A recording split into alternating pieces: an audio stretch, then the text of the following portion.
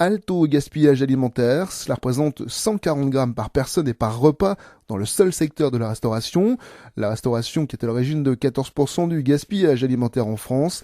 La CCI de Côte d'Or et l'Agence de l'environnement et de la maîtrise de l'énergie de Bourgogne-Franche-Comté mettent donc en place des gourmet bags, inspirés des doggy bags. Ces boîtes permettent de rapporter chez vous le plat que vous n'aurez pas entamé au restaurant, ou pas terminé surtout. Désormais, pour informer les clients, un kit de communication est fourni aux restaurateurs qui le souhaitent.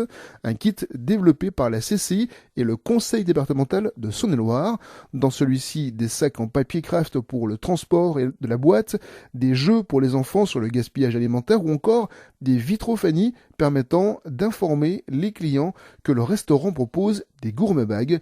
Hugo Sastre a lui aussi eu du mal à terminer son assiette. Alexandre Hulin gère le restaurant L'Épicerie et Compagnie, une cuisine traditionnelle et familiale qui implique du gaspillage alimentaire. Vu qu'on est un restaurant familial, il y a beaucoup d'enfants, souvent les enfants ne terminent pas leur assiette, donc effectivement il y a toujours un petit peu de pommes de terre, des choses qui prennent du volume, du pain, les gens aiment bien le pain, on est en France et prennent du pain et du coup le finissent pas, donc il y a beaucoup de gaspillage de pain. Les plats, pas énormément, mais bon, ça peut représenter vite fait 20% de nos déchets. Si Alexandre Hulin avait déjà mis en place quelques gourmet bags, ni les serveurs ni les clients n'osaient en parler. On n'avait pas, nous, systématiquement le réflexe de le proposer aux gens parce que c'est vrai que c'est pas dans nos habitudes. Les gens osent pas trop en parler, osent pas trop ramener leur reste chez eux. Aujourd'hui, j'ai d'autant plus d'engouement grâce à ce lancement officiel, en quelque sorte, où les gens vont peut-être plus facilement le réclamer. Et pour le réclamer, Alexandre Hulin pense que les enfants auront un rôle à jouer. Nous sommes un restaurant familial, il y a beaucoup d'enfants et je pense que par l'intermédiaire des enfants, les parents oseront plus facilement le réclamer en envoyant un petit peu l'enfant réclamer